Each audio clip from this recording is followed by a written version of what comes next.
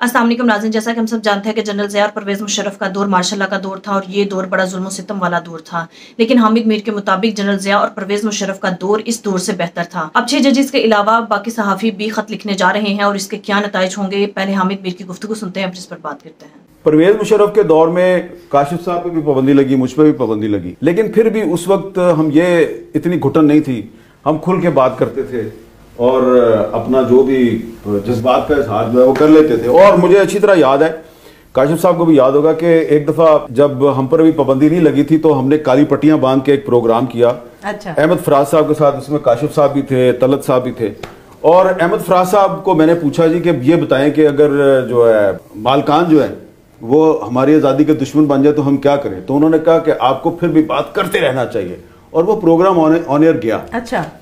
अब सूरत हाल ये है कि ना पाकिस्तान में कोई फौजी डिक्टेटर है, ना कोई फौजी हुकूमत है, लेकिन घुटन जो है वो जनरल ज़ियाउल हक और परवेज़ मुशर्रफ के दौर से ज़्यादा है। और ऐसा लगता है कि हम होस्टेज बन गए हुए हैं। पूरा पाकिस्तान का मीडिया जो है वो उसको किसी ने होस्टेज बना लिया है। अभी तो जज जो है ना, 6 जज इस्लामाबाद हाई कोर्ट के वो इंसाफ के लिए फरियाद कर रहे हैं। जिस दिन यहाँ पे सहाफ़ियों ने जजों की तरह खत लिखने शुरू कर दिया ना, तो पाकिस्तान में नहीं पूरी दुनिया में तूफान आ जाएगा। इससे ज़्यादा मेरे से क्या बुलवाना चाहते हैं। मैंने पहली दफ़ा जो एक आर्टिकल लिखा जो किसी अखबार में अच्छा। प्रिंट हुआ, तो उस वक्त मैं 4th क्लास में पढ़ता था, 4th क्लास का स्टूडेंट था मैं। और मैंने खुद ही जो है ना अपने वालिद साहब के साथ कंपटीशन डाला हुआ था। अच्छा। कि यार मेरे वालिद साहब तस्वीर भी छाप दी अखबार और इनका आर्टिकल भी छपता है, मेरा क्यों नहीं छप सकता। तो मैंने फिर ना आइडेंटिफाई किया कि मेरा किधर छप सकता है।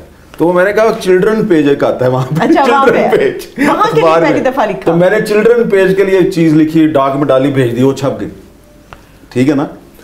तो करते करते करते जब मैं कॉलेज में पहुंचा। अच्छा, मुसलसल आप लिखते रहे? फिर मैं लिखता रहा और मेरे पास वो मेरी सारी चीजें मौजूद है, रिजर्व है।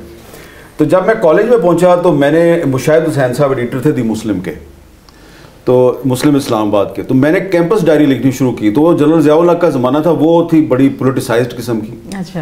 तो मुझे पुलिस ने ढूंढना शुरू कर दिया, कौन है यहाँ कौन आदमी है, पुराना काम है, ये बड़े अरसे से हो रहा है। तो तब मेरे वालिद साहब ने मुझे कहा कि भाई तुमने सब कुछ करना है, तुमने जर्नलिस्ट नहीं बनना।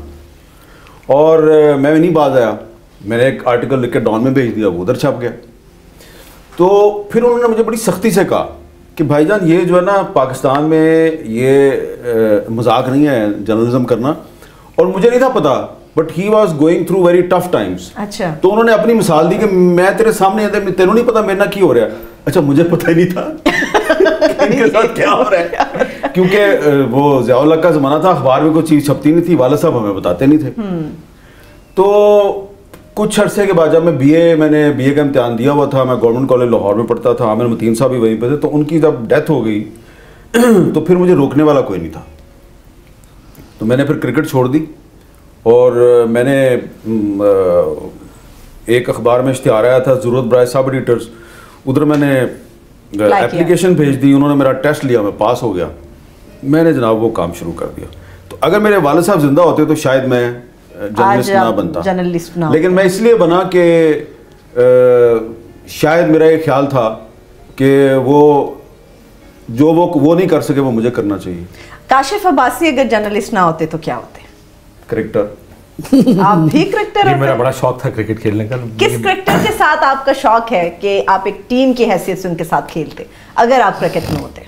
मेरा फेवरेट तो इंजमाम एंड शोएब। अच्छा। दोनों मेरे फेवरेट प्लेयर्स थे। मुझे बड़ा शौक, एक्चुअली पैशन के हद तक शौक था क्रिकेट। मुझे लग रहा है आपको अफसोस हो रहा है कि आप एक जर्नलिस्ट हैं। मेरी वालिदा मुझे नहीं खेलने, मेरी अम्मा मुझे नहीं खेलने। मेरी अम्मा का एक जुमला होता था कि 10 करोड़ उस टाइम आबादी थी पाकिस्तान की, कि 10 करोड़ में से 11 ने क्रिकेट खेलनी है, तो क्यों लगता है तू क्रिकेट खेलेगा। और डैडी बहुत थी।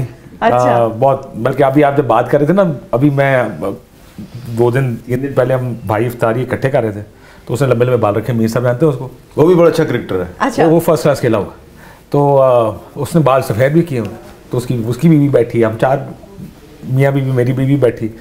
तो मेरी भाभी ने कहा जब तक मेरी माँ अल्लाह जन्नत में जगह दे जिंदा रही ना, 2 साल 2.5 साल हो गए उनके इंतकाल, तो कहने इसकी हिम्मत नहीं पड़ी बाल लंबे करने की वो इतनी डाटी थी। तो बस उन्होंने नहीं खेलनी थी, खूबसूरत यादें हैं, खूबसूरत यादें हैं। नाज़रीन, जैसा कि आपने देखा कि हामिद मीर के मुताबिक जनरल ज़िया और परवेज मुशर्रफ का दौर मार्शल का दौर था और इस दौर में बहुत सी पाबंदियां थी, लेकिन फिर भी सहाफ़ी अपना काम कर रहे थे और हक की आवाज बुलंद करते थे और अपनी मर्जी से सहाफत करते थे। हालांकि उन पर बहुत ज्यादा दबाव भी डाला जाता था और उन्हें इबरत का निशान बनाने की कोशिश भी की जाती थी। लेकिन अगर देखा जाए तो इस वक्त पूरी कौम को और मीडिया को हाईजैक कर रखा है, यानी ये रगमाल बना रखा है। सबके मुंह बंद कर दिए गए हैं, कंट्रोल्ड मीडिया है, यानी कि सब कुछ अपनी मर्जी से चलाया जा रहा है और हर शो में ये बताया जाता है कि आपने किसका नाम लेना है और किसका नाम नहीं लेना। इस वक्त ना सिर्फ मीडिया के लिए बल्कि पूरी कौम के लिए घुटन भरा माहौल है, जहां अशराफिया और ताकतवर लोगों ने कब्जा कर रखा है। 6 जजेस का मामला देखें तो जहां अदालतें जजेस को इंसाफ नहीं दिलवा पा रही, बल्कि ऐसा लगता है कि इंसाफ दिलवा ही नहीं पाएंगी, तो वो 25 करोड़ आवाम को कैसे इंसाफ दिला सकते हैं। हामिद मीर के मुताबिक अब 6 जजेस के अलावा सहाफी भी खत लिखने जा रहे हैं और अगर सहाफियों ने भी खत लिख दिए तो फिर ना सिर्फ पाकिस्तान में बल्कि पूरी दुनिया में बड़ा शोर उठेगा और इनकी बड़ी बदनामी होगी और इन्हें लग पता जाएगा। नाज़रीन, आपकी इस बारे में क्या राय है, कमेंट में बताइएगा। अगली वीडियो में मिलते हैं, तब तक के लिए अल्लाह हाफ़िज़।